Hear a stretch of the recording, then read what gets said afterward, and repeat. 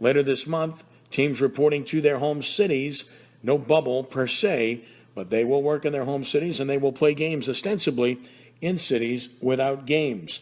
Joining us now to talk a little bit about that and about baseball in general is a guy who, of course, is a name that should be synonymous with the sport in our city, in our state, and really nationally, because he was a terrific player on the high school level, on the college level, from Jesuit to Mississippi State, and then, of course, on the Major League Baseball level, where he was a consistently high-level performer over an extended period of time for several franchises, the Giants most prominently, the Rangers. Of course, I'll always get the Cardinals in, being a Cardinals guy most of my life, but that said, it's great to have the thrill. Will Clark joining us now. Will, it's great to catch up with you. I hope you're well in these strange times. Yeah, Ken, I'm glad to be on the show with you. But, it's strange times, needless to say, for everybody in the sporting world. And, it's yet to be seen how everything's going to play out. Well, obviously, you know more about this than anybody. You played the game not too long ago. I've always said the Baseball Players Union is the strongest union in all of professional sports, and I think that's been proven over time, which is why players have gotten the right deals and the good deals that they've gotten over the last 3 or 4 decades, ever since free agency kicked in. So with that in mind, where the Players Union is concerned, to see what's transpired this year, would you say that they've handled themselves well? Are they in a good, solid position? Or do you think that maybe there should have been more give and take on both sides? You know what? I'm not going to get into that because I'm not a player anymore. I'm definitely more front office. And, like I said, this COVID thing, it really screwed up the whole works. But, that being said, the contract between the players and the owners is up at the end of this year. So they got to figure that out. But as far as I go, I'm not in that realm anymore. Fully understand. And from the owner's perspective, it's got to make sense for them, too.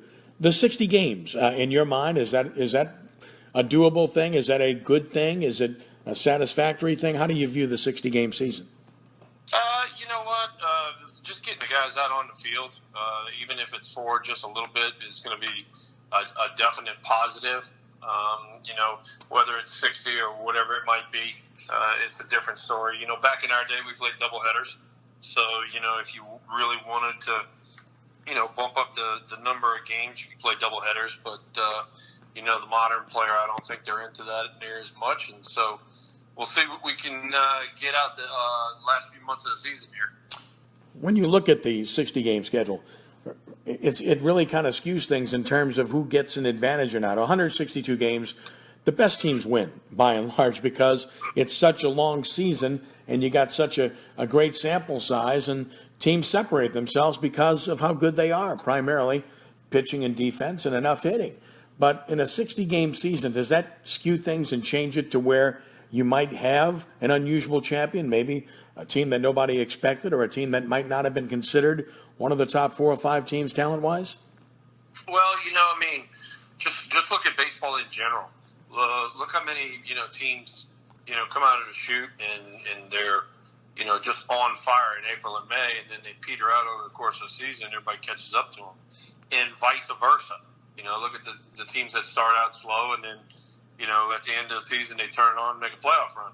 So, that's the thing about baseball. That's why you play such a long season and why it's such a grind, is to figure it out over the course of a long season. A 60-game season, that's basically just 2 months. Who can stay hot for 2 months and then go from there? Yeah, I think you're right. And of course, a bulk of those games will be divisional games, too. So that kind of makes it fun and makes it more intriguing. When you're with the Giants, of course, the Dodgers are a big rival, remains that way. You get to play those people. We've got those great rivalries from Red Sox, Yankees to Cardinals, Cubs, Dodgers, Giants. So you're going to play the preponderance of your games within the division. So I think that, to me, that's a good thing. Yeah, whenever you play in your division, first off, that's where your rivalries are generally. And on top of that, when you play within your division, that's when you can, gain games really quick because you're playing head-to-head. And, if they are going to play a short season, I think they should stay within the divisions. and play a majority of the games there, and see who kind of comes out as division champ. Visiting with Will Clark, talking baseball, and of course, part of this agreement now makes the designated hitter universal. It's going to happen on the National League side along with the American League side. You spent a little time in the American League with the Rangers. What about the DH as a whole? Your feelings about it? Is it good for the game, not good for the game? Is it good to see it universal finally? I'm more of a baseball purist, and so, I like the moves with, taking pitchers in and out, double switching, using guys on the bench, stuff like that. When you're in the AL and you got a DH, you just chunk 9 guys out there and you let them roll. And, there's a lot of times where guys on the bench, they'll go 2, maybe 3 weeks without even playing.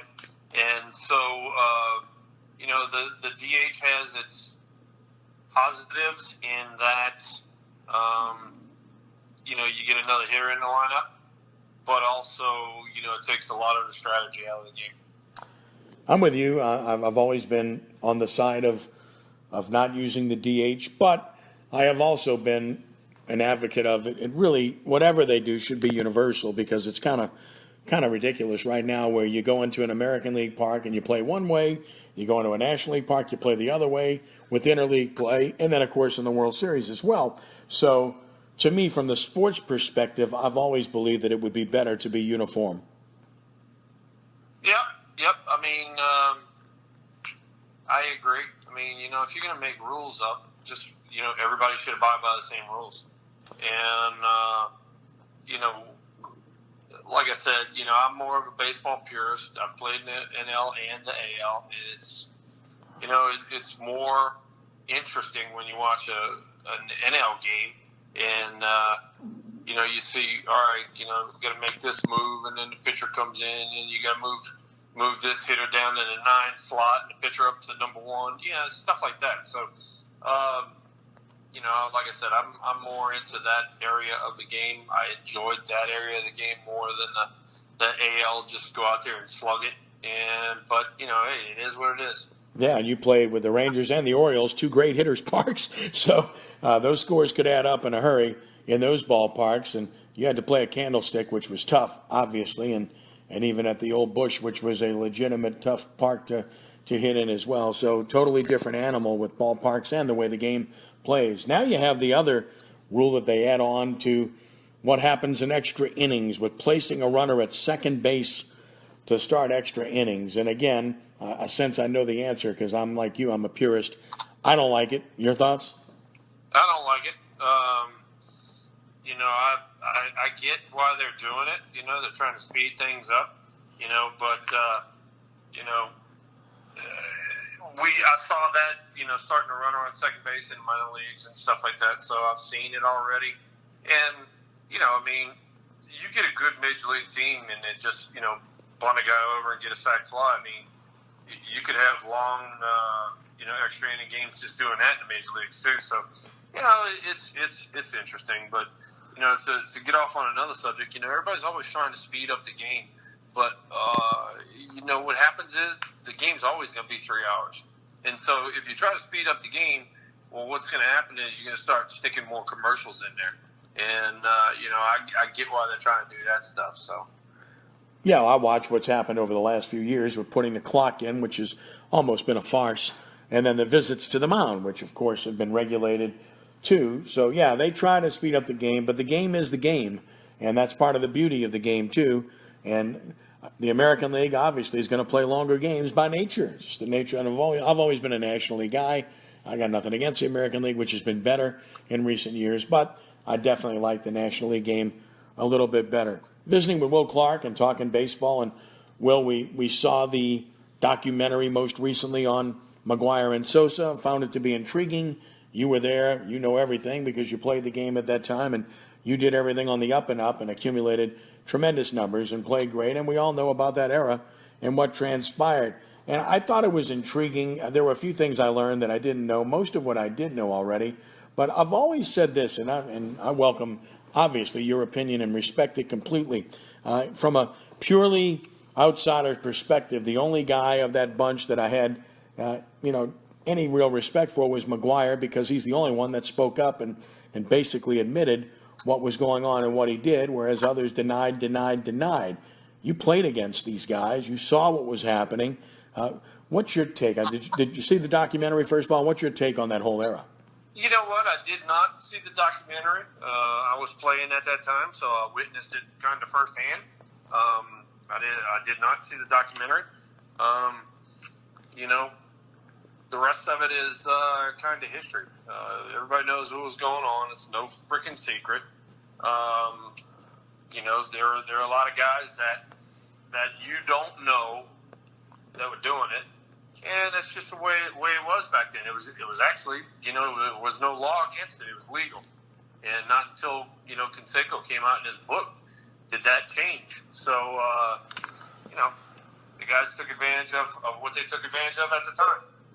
Yeah, exactly, and that was starting with the McGwire stuff was all about androstenedione, and which was legal at the time, and he acknowledged it. He didn't hide it. Said, "Yeah, it's sitting right here in my locker. It's what I do," and so forth. But after whatever else he did, of course, he's the only one that came clean. The others didn't. And the other point you made was the one that I've talked about incessantly, and that is the fact that we know about the obvious names, including a prominent Giant, of course, but there's a bunch of others that we don't know, and people suspect, but there was never any proof in any way, shape, or form. And that's unfortunate, because I think it puts guys in two different categories: the ones who are never going to get consideration for the Hall of Fame, whether they deserve it or not, and the ones that will, that may have, in fact, been every bit as guilty. And to me, that's the ultimate dichotomy that exists here. Yeah, a lot of what goes on, you can pretty much see it on paper, believe it or not. A guy hits 10, 12, and then all of a sudden he hits 45 or 50. You go, whoa, wait a second here. But you don't learn how to hit a home run overnight. So, a lot of that you could just flat out see, by looking at stats and stuff like that. But, I'm not going to dwell on that, because, that was part of my era. I knew it was going on. I decided that I was going to do things the right way. And, I had a nice career doing things the right way and out-thinking people instead of out-cheating them. No doubt. Of course, you're getting to the World Series with the Giants was a special time. It made us all happy, and it was a thrilling experience, which we all thoroughly enjoyed. And then, of course, the earthquake takes place, and we watch and see what happens there. Just taking you back to that moment in time, and I know you've talked about it several times, but how strange of an occurrence was that, and how disappointing and difficult was that to deal with? It was definitely difficult. I mean, 87, well, it takes back a few years. 85, the team had lost, 100 games, and that's when I got drafted. I make my debut in 86, and 87 we're in the playoffs. So, it was a quick turnaround going from 100 losses to being in the playoffs 2 years later, and then another 2 years later, 89, we're in the World Series, and then it got interrupted by the earthquake. And so, it definitely affected you, because, when you get to a World Series, you don't expect it to just absolutely just end for 10 days. And then when you resume, it's like spring training all over again.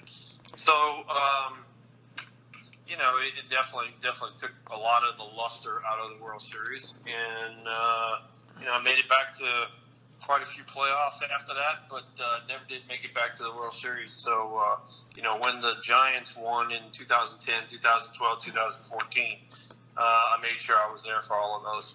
Yeah, Bruce Bochy, just a great manager, did a tremendous job there. And, of course, back to 86 when you got called up, and, of course, playing in Houston, so many of us could get over there, the Nolan Ryan game, everything else. It was such a big thrill, no pun intended, for so many of us who, watched you growing up and watched you play and made us all happy and thrilled. It was just great to watch and to be able to do that in Houston, close to home, against a guy like that.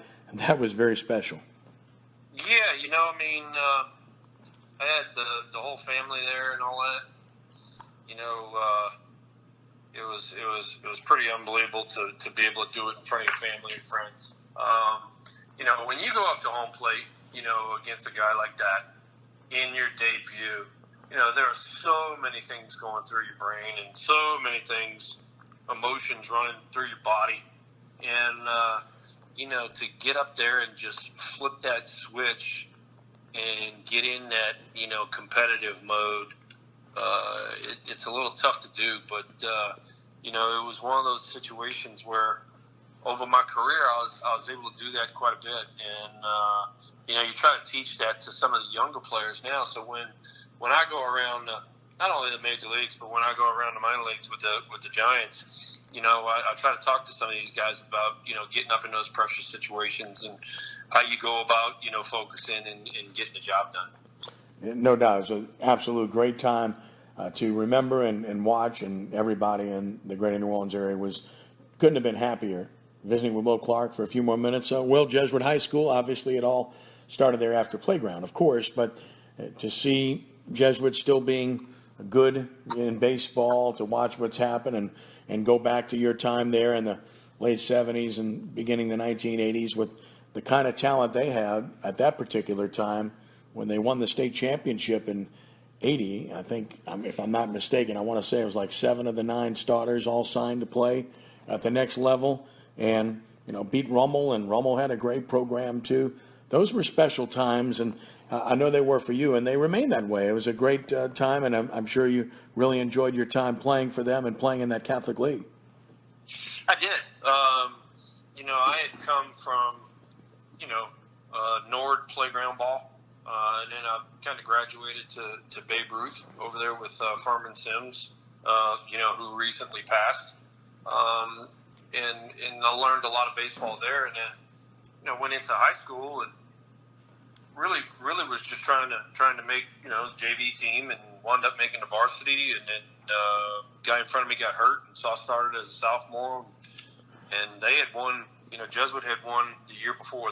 They won state championships in both prep and Legion. And then, I came along in 80 and we won state championships in prep and Legion again. And also in 80, we went to the American Legion World Series. So, like you said, I think 9 out of 13 or something like that over the course of 2 years, signed D1 scholarships. So we had a lot of talent coming through Jesuit at that time. And, so did, like you said, Rommel, De La Salle, Holy Cross. It was good to be in the Catholic League back then. Oh, yeah, great talent and great rivalries and great friends. When you go to lunch and you run into Glenn Formo and Steve Riley and Brian Sherman having lunch together, right? It's pretty funny to see that kind of stuff. But guys are great friends years after the fact, and that's kind of what that league has represented all these years. Mississippi State was obviously a tremendous place for you. Program's still good. Boy, they continue to upgrade that facility. It was state-of-the-art when you got there at Dudy Noble, and now you look at what they've done there. It's a special place to play, isn't it? It is. I had pretty much said that, my decision when it came out of high school, after I found out, about the draft and stuff like that, was to figure out kind of what I was going to do, where I was going to go, that kind of thing. And, it came to, was I going to stay home and play against guys I've been playing against since I was 8 years old, or should I go get some new competition? And so I decided on a new competition, picked Mississippi State because they had a first base job open. It was about 4.5 hours from New Orleans, and Mom and Dad could come see me play on weekends. And, looking back on it, we were in the top 5 all 3 years I was there. We made it to regionals all 3 years I was there. We made it to the World Series in 85. It was just a phenomenal 3 years of baseball. And then in the middle of that chunk in there, the Olympic team. So, when you get through it those 3 years at Mississippi State and being on the stage that we were on a consistent basis, when I stepped into pro ball, I think that had prepared me extremely well. No doubt. And, of course, the interesting part then in South Louisiana, it was all about the University of New Orleans at that time. Not so much Tulane had a good team and a good program, and LSU was was on the come, but not there yet. It was all about UNO. That was the top program here, and I know Ron Maestri was a big fan of yours, and yeah. Ron Maestri, he did a great job. He came after me hard. But I told Ron in the end, I said, just I need different competition. And UNO was doing a great job. They won a national scene as well. Augie Schmidt was a gold spikes winner. They had gone to the World Series. So, Ron and his crew were doing a great job, but I just needed different competition, and I thought that's what the SEC provided me. I agree. Just about 2 more minutes with Will Clark. As you look at Major League Baseball today, you're a great hitter, and your swing was always something to behold, and it was a well-tuned swing and a very good swing. When you look at it now, if you look at the game today, is there a hitter or two in Major League Baseball that you happen to be, really fond of? Somebody that you think is just an excellent hitter, or maybe a favorite of yours that you would point to? I like guys that can kind of do it all, and so a guy like Mike Trout, he really I like watching him play a lot. When he first came to the Cardinals, I had just retired, was Pujols, so I followed Albert's career the whole time, and there's so many guys in pro ball now that you kind of admire, but as you talked about, the game has changed as far as the hitter goes. It's almost like it's okay to go up there and hit 230, 240, 250, strike out 150 times, hit 20 homers, and drive in 55 runs. That right there, in my era, was what we would call not a good hitter. Because if you're gonna hit 285, 290, 300, you got to do some work, and you got to be really good at your craft. That's first off, and then second off, driving in 50 runs, you can do that in a month if you get hot. It takes some skill to drive in 100 runs every year, and the expectations now are a lot lower on the hitters, and these things that I keep running into, especially in the minor leagues with guys that get drafted and stuff, are these launch angle guys, and they're swinging up at the ball and dropping their shoulders, and nobody's ever staying on the plane of the baseball. And when you see a guy that stays on the plane of the baseball, he's going to be one of your better hitters. He's going to be your 300 guy. Spoken from a man that hit 303 in his career over 15 years with the Giants, Rangers, Orioles, and Cardinals, and, of course, a 6-time All-Star and National League Championship Series MVP, and a guy that, in my mind, is a Hall of Famer. That's my opinion, and he did it the right way over an extended period of time. And always great to catch up with a good man and great player and a good friend, Will Clark. Will, listen, thanks so much. Stay safe in these very strange times, and God bless you and your family. Let's hope we're seeing baseball back on the field here very soon. Same here, Ken. I hope you and your family are well, and we need to get the guys back out on the field, because with all of the craziness going on in the world, it's changed everything. It's changed college ball, pro ball, minor league ball, so we need to get all the guys back out on the field. Couldn't agree more. Will, thank you. Take care. You here? All right, Ken. You have a go. That's good. That's Will Clark, and a pleasure to visit with The Thrill.